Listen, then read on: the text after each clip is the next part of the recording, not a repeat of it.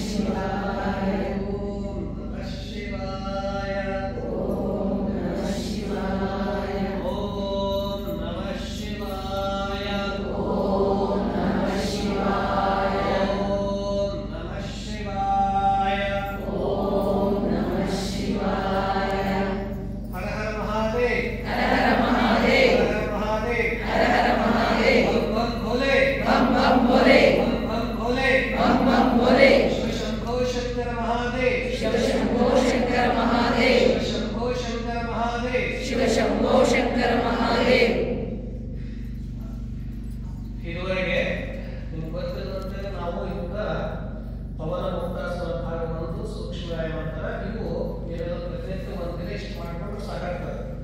ಒಂದಿನದ ವ್ಯಾಯಾಮ ಇಷ್ಟು ಒಂದಿನದ ಎಕ್ಸರ್ಸೈಸು. ಮೊಣಕಾಲಿಗೆ ಸಂಬಂಧಪಟ್ಟಂತ ನಾವು ಕಾಲು ಮುಂದೆ ಹಿಂದೆ clockwise anticlockwise ಸ್ವಲ್ಪ ಮಸಾಜು ಈಗೆಲ್ಲ ಸ್ವಲ್ಪ ಮಾಡ್ತಾ ಹೋದ್ರೆ ಅವು ಡೀಲ್ ಆಗ್ತವ, ಸ್ನಾಯುಗಳಲ್ಲಿ ರಕ್ತ ಸಂಚಾರ ಆಗ್ತವ ಮತ್ತು ಈ ಸ್ನಾಯುಗಳಲ್ಲಿ ಹಸರುಗಳಿರ್ತಾವ ಅವನು ಕಡಿಮೆ ಮಾಡ್ತದೆ. ಇವು ರೋಗ ನಿರೋಧಕ ಶಕ್ತಿ ಹೆಚ್ಚಿಸ್ತದೆ ಮತ್ತು ನಿಮ್ಮ ಶರೀರ ಮುಂದಿನ ಆಸನ ಮಾಡಲಿಕ್ಕೆ ಸಿದ್ಧವಾಗ್ತದೆ. ಮಹಿಳೆಯರಿಗೆ ಸಂಬಂಧಪಟ್ಟ ಅನೇಕ ರೋಗ ಸಮಸ್ಯೆಗಳನ್ನು ನಿವಾರಣೆ ಮಾಡ್ತವೆ. ಈ ಆಸನಗಳನ್ನ 8 ವರ್ಷಗಳು ಹಿಡಿದುಕೊಂಡು ಕೊನೆಯವರೆಗೂ ಕೂಡ ಯಾರು ಬೇಕಾದರೂ ಮಾಡಬಹುದು. ರೋಗಿಗಳು, ಪ್ರೆಗ್ನೆಂಟ್ ಇರುವ ಮಹಿಳೆಯರು ಮತ್ತು ಎಲ್ಲರೂ ಕೂಡ ಮಾಡಬಹುದು. ಈ ಆಸನಗಳು ಬಹಳ ಸರಳವಾಗಿವೆ. ಇಷ್ಟು ನೀವು ಮಾಡಿಕೊಂಡ್ರೆ ಮುಂದಿನ ಆಸನ ಮಾಡಲಿಕ್ಕೆ ನಿಮ್ಮ ಶರೀರ ತಯಾರಿಗೊಳ್ಳುತ್ತದೆ, ಸಿದ್ಧಗೊಳ್ಳುತ್ತದೆ. ಮತ್ತು ಇದರಿಂದ ಜಾಯಿಂಟ್ ಪೇನ್ ಏನೇನು ಸಮಸ್ಯೆಗಳಿದಾವೆ ಅವೆಲ್ಲ ನಿವಾರಣೆ ಆಗ್ತದೆ. ರಕ್ತ ಸಂಚಾರ ಚಲವಾಗ್ತದೆ. ಆವಾಗ ಇದರಿಂದ ಒಂಥರ ಏನೋ ಮನಸ್ಸಿಗೆ ಆನಂದ, ಸಂತೋಷ ಸಿಗ್ತದೆ. ನೋಡ್ಲಿಕ್ಕೆ ಬಹಳ ಸರಳ, ಆದ್ರೆ ನೀವು ಸ್ವಲ್ಪ ಬಹಳ ತಿಂಗ್ ಮಾಡಿದ್ರೆ ನೋವಾಗ್ತದೆ. ಸ್ವಲ್ಪ ಈಗ ಬಹಳ ಮಾಡಿದ್ರೆ ನೋವಾಗ್ತದೆ. ಅದಕ್ಕಾಗಿ ಯಾರಿಗೆ ಸ್ನಾಯುಗಳಲ್ಲಿ ಅಶಕ್ತತೆ ಇರ್ತದೆ ಅವುಗಳನ್ನು ಸಶಕ್ತಗೊಳಿಸ್ತದೆ. ಇಷ್ಟು ಈ ಇವತ್ತು ಮಾಡಿರುವಂತ ಆಸನಗಳಲ್ಲಿ ಏನಾದರೂ ಇರುತ್ತೆ ಕೇಳೋದು. ಮತ್ತೆ ಮುಂದಿನ ಆಸನಕ್ಕೆ ಹೋಗ್ತೀವಿ.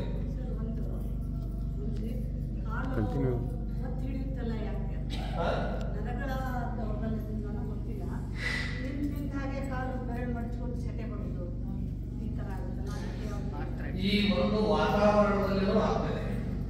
ನಮ್ಮ ಸ್ನಾಯುಗಳಲ್ಲಿ ಅಶಕ್ತತೆ ಇದ್ರೂ ಆಗ್ತದೆ. ಅತಿಯಾಗಿ ತಂಪಿದ್ರೂ ಆಗ್ತದೆ.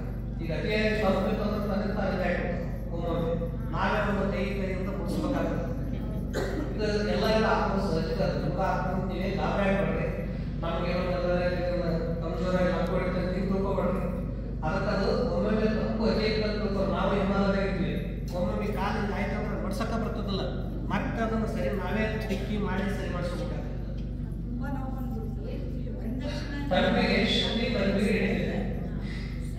ಏನಾಗಲ್ಲ ಆದಷ್ಟು ಕೆಲಸಗಳು ತಂದೆಯಲ್ಲಿ ಸ್ವಲ್ಪ ಚೆನ್ನಾಗಿ ಹೊರಗೆ ಕಾಳುಗಳು, ತರಕಾರಿಗಳು ಚೆನ್ನಾಗಿ ತಿಂದ್ರೆ ನಿಶ್ಚಿಂತವಾಗಿರ್ತದೆ, ಆರಾಮ ಬಂದ್ರೆ ಇರುವಷ್ಟು ಜೀವನ ಎಂಜಾಯ್ ಮಾಡಿ ಇಂತಿಂತ ನೆನಪು ಮಾಡ್ಕೊಡ್ರಪ್ಪ. ವೆರಿಕೋಸ್ ವೇಗೂ ಸೇಮ್ ಎಕ್ಸರ್ಸೈಸ್. ನಮಗೆ ಮಸಲ್ ಪ್ರಾಬ್ಲಮ್ ಇದೆ, ಅದಕ್ಕೆ ಏನು ಮಾಡಬೇಕು, ಯಾವ ರೀತಿ ಮಾಡಬೇಕು? ಮಸಲ್ಸ್ ಪ್ರಾಬ್ಲಮ್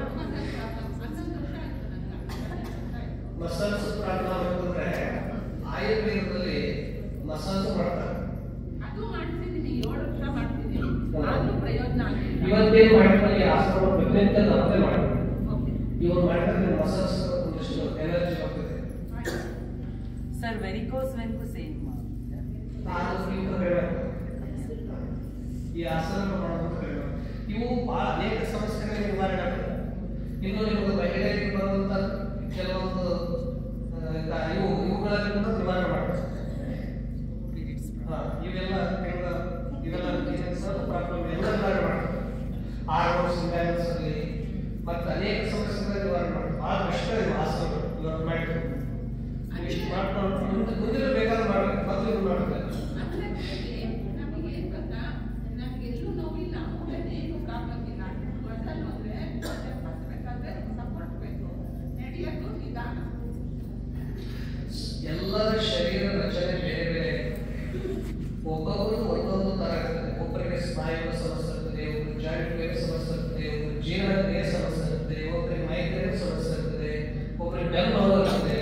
ಅದು ಬಹುಶಃ ಪಾರಂಪರ್ಯದಿಂದಲೂ ಬಂದಿರ್ತದೆ, ಕೆಲವು ನಮ್ಮ ಜೀವನ ಕ್ರಮದಿಂದಲೂ ಬಂದಿರ್ತದೆ, ಯಾವುದೋ ಮಧ್ಯದಲ್ಲಿ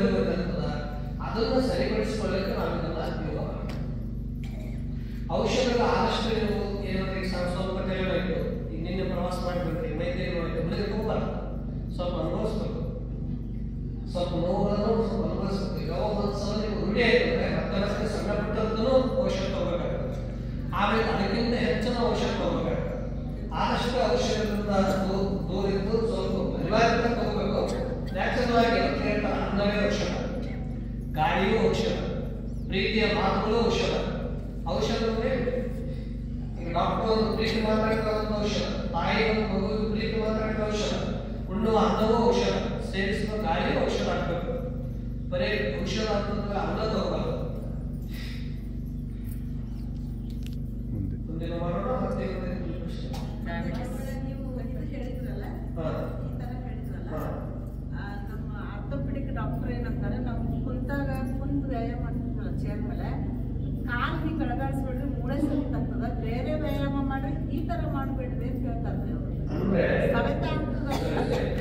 ನಾವು ಸ್ಟೆಪ್ ಹೋಗೋದ್ರಿಂದ, ಭಾರ ಹೋಗೋದ್ರಿಂದ ಮತ್ತು ಏನೋ ಮೇಲೆ ಹತ್ತೋದ್ರಿಂದ ಆಗ್ತದೆ. ಇದನ್ನು ನಿಧಾನವಾಗಿ ನಾವು ಮಾಡ್ಕೊಂಡ್ರೆ ಏನಾಗ್ತದೆ, ಜಾಯಿಂಟ್ ಹಿಂಗೆ ಮಾಡಿದ್ರೆ ಅಷ್ಟು ಎಫೆಕ್ಟಿವ್ ಆಗಲ್ಲ, ಡೀಲ್ ಆಗ್ತದೆ, ಸಡ್ಲಬಹುದು. ಇಲ್ಲಂದ್ರೆ ಅದೇನಾಗ್ತದೆ, ಹಾಗೆ ಉಳ್ಕೊಳ್ತದೆ. ಅವರು ಸವೆತ ಆಗ್ತದೆ ಅಂತ ಹೇಳ್ತಾರೆ, ಈ ತರ ಮಾಡ್ತಾರೆ. ನಮ್ಮ ಯೋಗದಲ್ಲಿ ಹಂಗೆ ಇಲ್ಲ, ನಮ್ಮ ಯೋಗಶಾಸ್ತ್ರ ಅಂತ ಹೇಳಲ್ಲ. ಎಷ್ಟು ಸಾಧ್ಯತೆ ಎಲ್ಲ ತರ ಮಾಡಿ ಅಂತ ಹೇಳ್ತಾರೆ.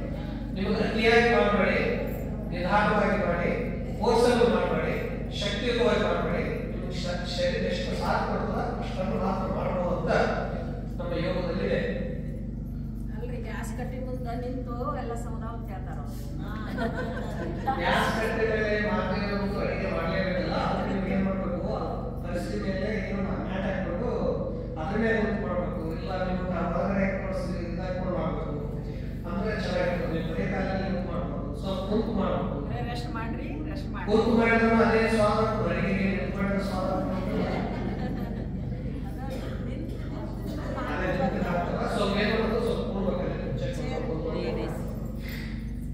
ಇವತ್ತು ನಮ್ಮ ಭಾರತ ದೇಶದಲ್ಲಿ ಆರೋಗ್ಯ ಏನಂದ್ರೆ ಒಳಗಾರ ಸಮಸ್ಯೆ, ಈ ಎಲ್ಲರೂ ಇದು ಕಮಜೋರತೆ, ಆಮೇಲೆ ಮದುವೆ ಅಂತೂ ಬಹಳ ವೇಗವಾಗಿ ಬರ್ತದೆ.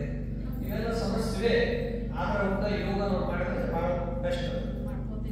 ನಿಮಗಾಗಿ ಸ್ವಲ್ಪ ಸಮಯ ತಗೊಳ್ಳಿ, ನಿಮಗಾಗಿ ಸ್ವಲ್ಪ ಸಮಯ ತಗೊಂಡು ನೀವು ಮಾಡಿ.